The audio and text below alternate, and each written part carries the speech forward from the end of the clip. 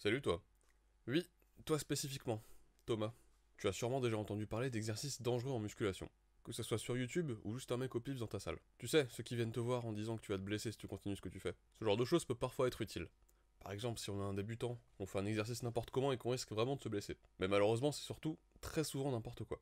Et oui, la plupart des exercices qu'on appelle dangereux ne le sont en fait pas du tout. Et très souvent, ils peuvent même occuper une place de choix dans ton programme. Cette erreur vient souvent de vieilles rumeurs sans fondement, d'anecdotes pas représentatives de la véritable dangerosité de l'exercice, ou même de stratégies volontaires pour créer de la peur et ainsi mieux vendre certains programmes. Aujourd'hui, on va donc voir 5 exercices qui sont souvent désignés comme dangereux, alors qu'en fait, pas du tout. Et non seulement ils sont pas dangereux, mais ils sont aussi très bons, voire excellents. Ils ont souvent un petit truc en plus par rapport à d'autres exercices qui te permettent de le mettre dans ton programme sans aucun souci. On va voir à chaque fois pourquoi certains les déconseillent, en gros pourquoi est-ce qu'ils sont souvent appelés dangereux, pourquoi au fond c'est pas un vrai problème, les spécificités de chacun de ces exercices, pourquoi les faire, ce qu'ils apportent d'unique dans ton programme, et aussi comment au mieux les intégrer au sein de celui-ci. Mais très rapidement avant tout ça, n'oublie pas de t'abonner à la chaîne et de partager la vidéo à un pote qui en aurait besoin. Ça me permet de sortir plus de vidéos informatives comme celle-ci, qui t'aident dans ta transformation physique. Merci d'avance, et continuons sans plus attendre. Donc premier exo, très connu, qui fait peur à beaucoup de gens, mais qui est pourtant incroyable. Le deadlift, aussi appelé soulevé de terre. C'est un mouvement très simple dans le concept, il y a juste une barre au sol et il faut la soulever, notamment en t'aidant de tes hanches, de ton dos et de tes jambes. Celui-là a été très diabolisé il y a quelques années, et bien que ce soit sur le chemin de la rédemption, on entend encore trop souvent qu'il est très dangereux pour le dos, qu'on va par exemple se faire une hernie en poussant trop fort. C'est bien dommage ce genre de discours, parce que ça décourage beaucoup de pratiquants à faire cet exercice qui est pourtant incroyable. Il y a une tonne de bénéfices possibles, surtout en tant que débutant. C'est sûrement l'exercice le plus rentable, dans le sens que c'est celui qui apporte un stimulus important au plus de groupes musculaires. Les ischio-jambiers sont impliqués, les fessiers aussi, les lombaires, les quadriceps, les trapèzes, les dorsaux, les avant-bras, et même les abdos.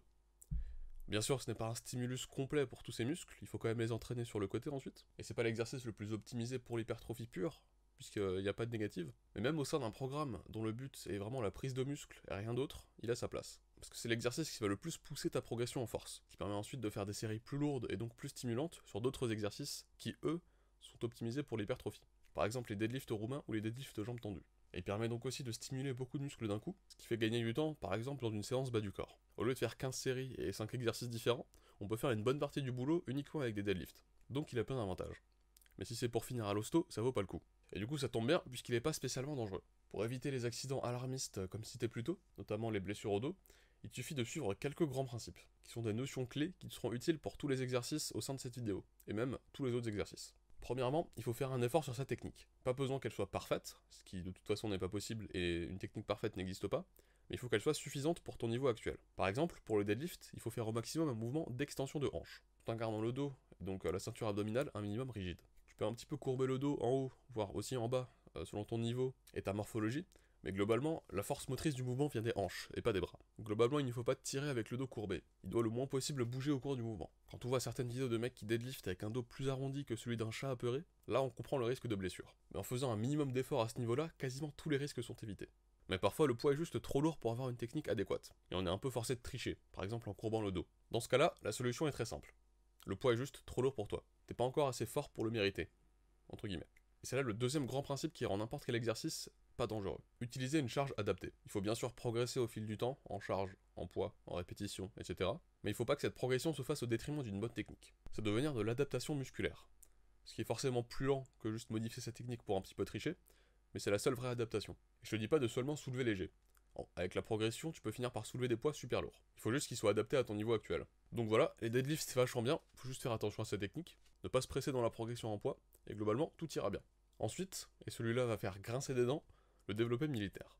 Derrière la nuque. Cet exercice est encore très souvent vu comme dangereux, notamment pour les épaules, qui sont souvent vues comme une articulation particulièrement fragile. Ce qui est une notion qui vient d'une époque où on pensait que certains mouvements étaient intrinsèquement dangereux, et donc on diabolisait certains types de mouvements. Mais la vérité, désormais appuyée par l'état actuel de la recherche, est très simple. Aucun mouvement n'est dangereux en soi. Si physiquement tu peux le faire, c'est que ton corps en est capable. Une fois de plus, c'est question d'y aller progressivement et intelligemment. Si tu n'as jamais fait ce mouvement, derrière la nuque, commence-toi par charger le même poids que tu mets au développé couché ou même au développé militaire. Vas-y doucement. Débloque d'abord l'amplitude complète avec la barre à vide, en touchant la barre le plus bas possible sur tes trapèzes, et ensuite seulement rajoute du poids. Parce que c'est une question d'habitude. Si toute ta vie tu descends que à moitié, juste au-dessus de ta nuque, ou pire derrière ton crâne, le jour où quelque chose se passe mal et que la barre est forcée d'aller plus bas que d'habitude, c'est là où ça va faire mal, puisque tes tendons, tes muscles et tes articulations seront pas habitués à cette amplitude. Et donc ça augmente fortement le risque de blessure. Tu seras pas assez mobile et trop rigide. Et c'est comme tout le reste. Par exemple, le développé couché, si tu descends jamais au niveau de tes pecs, le jour où la barre descend plus bas que prévu, ça devient très risqué. Mais c'est pas parce que le développé couché est un exercice dangereux, mais bien parce que tu n'as pas su acquérir une souplesse suffisante pour faire l'exercice en toute sécurité. Sur cet exercice spécifiquement, je te conseille d'y aller mollo, et de vraiment prendre ton temps en ce qui concerne la montée en poids, surtout au début. Puisque c'est un mouvement qu'en général, on fait jamais de sa vie, et donc il y a de fortes chances pour que tu sois pas assez mobile pour descendre tout en bas au début. Commence vraiment doucement. Fais des séries très légères, donc la barre à vide ça marche très bien, et descends de plus en plus bas jusqu'à débloquer l'amplitude maximale. Et là seulement tu pourras faire une montée en poids. Ça demande certes quelques précautions en plus que le développé militaire normal, surtout parce qu'on est plus assez souple en passant nos journées assis et inactifs, donc pourquoi faire cet exercice à la place de juste un développé épaule avec la barre devant? C'est parce qu'il a quelques bénéfices inédits. D'abord, il a une emphase musculaire particulière. Il vise plus le côté des épaules par rapport à l'avant, surtout par rapport à la variation avec la barre devant la tête. Ce qui est logique, puisque le coude est très écarté vers le côté, et donc le mouvement est mieux aligné avec les fibres du côté de l'épaule. Au final, c'est le même mouvement que les élévations latérales, juste avec l'avant-bras sur le haut. Ensuite, puisqu'il est plus difficile qu'un développé militaire normal, ça permet d'atteindre un bon stimulus pour les épaules avec moins de poids, donc en générant moins de fatigue et en facilitant la récupération. C'est donc parfait pour un exercice épaule secondaire, après ton développé militaire ou développé couché du jour. Et petit bonus, puisque la trajectoire est purement verticale, tu peux les faire à la Smith Machine si tu préfères, ce qui offre un petit peu plus de variations possibles. Numéro 3. On reste du côté des épaules, qui sont décidément vues comme une zone très propice aux blessures, pour parler des upright rows, ou des tirages verticaux. C'est également un exercice qui permet de viser en priorité le côté des épaules, avec ce même mouvement d'abduction de l'épaule vers le côté, donc d'éloignement de l'épaule du torse. C'est en gros une élévation latérale, mais au lieu d'avoir une main sur chaque haltère, tu mets les deux mains sur une même barre. Mais le mouvement reste le même. Faut tirer avec ses coudes plutôt qu'avec ses mains, en gros. Celui-là est souvent dit comme dangereux à cause de la position de rotation interne des épaules. En gros, de tirer avec les épaules rentrées vers l'intérieur, ce qui serait dangereux. Et tu l'as compris, c'est pas vrai. C'est une fonction de l'épaule comme une autre, et donc sans danger particulier. C'est une fois de plus une conception obsolète du corps humain. C'est même une très bonne idée d'entraîner la rotation interne des épaules, si dans ton programme tu as une rotation externe, histoire d'équilibrer le tout et d'empêcher les blessures dues à l'asymétrie. C'est la même chose pour tous les muscles du corps. Si t'entraînes tes quadriceps, mais pas tes ischio-jambiers, t'augmentes le risque de blessure. Pareil, si t'entraînes que les biceps et pas les triceps. Il faut renforcer les mouvements antagonistes à chaque fois. Une fois de plus, évidemment, utilise un poids adapté à ton niveau. Commence léger et progresse très doucement. Sur cet exercice, t'as vraiment pas besoin de mettre beaucoup de poids pour bien stimuler les épaules. Et surtout, utilise une technique qui te correspond. C'est un exercice très personnalisable. Tu peux le faire à la barre droite, à la barre EZ ou même aux haltères, et avec toutes les largeurs de prise possibles. Tu peux aussi lever la barre plus ou moins haut, selon ce qui te paraît le mieux d'après ton ressenti. Pense juste à bien ralentir la descente, quoi.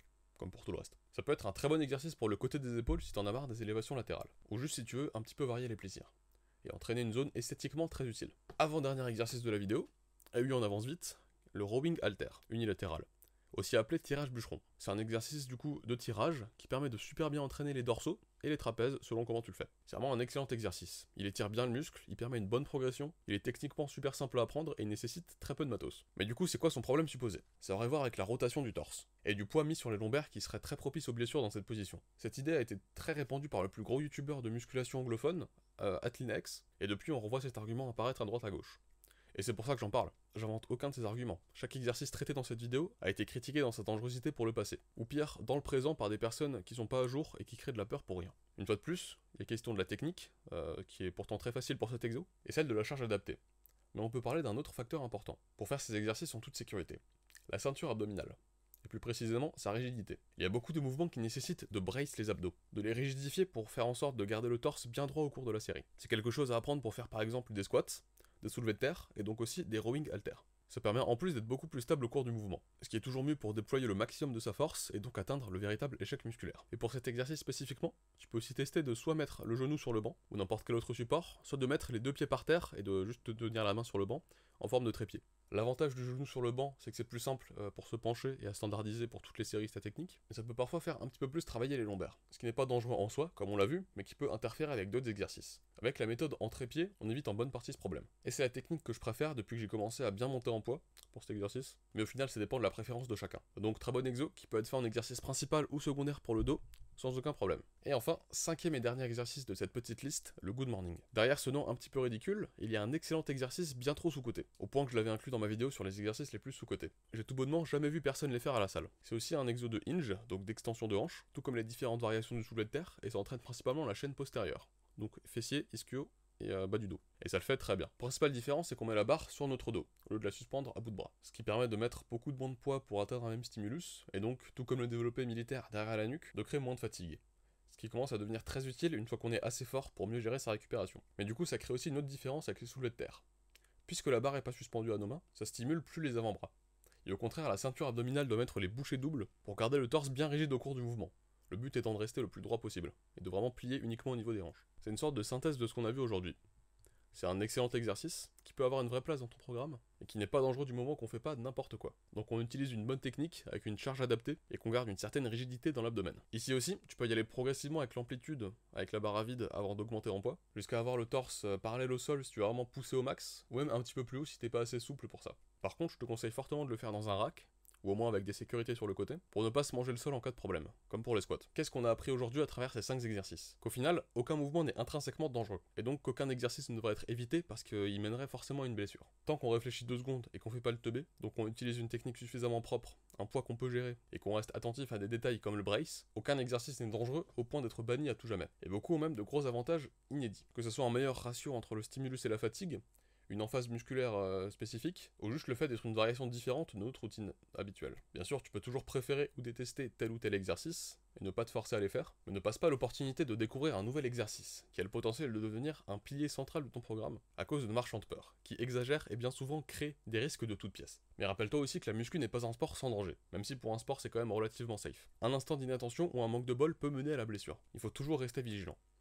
Mais pas au point de se prendre la tête et de rester paralysé avant chaque série, en pensant à une blessure. Si tu veux une vidéo qui t'aide à empêcher les blessures et à les soigner une fois qu'elles arrivent, je te renvoie à celle que j'avais faite, et qui devrait s'afficher à l'écran. Si la vidéo t'a plu, je t'invite à t'abonner à la chaîne, mettre un like et partager la vidéo pour me soutenir. Ça m'aiderait bien. Tu peux aussi aller voir les autres vidéos de la chaîne pour t'aider dans ton parcours d'évolution physique et mentale.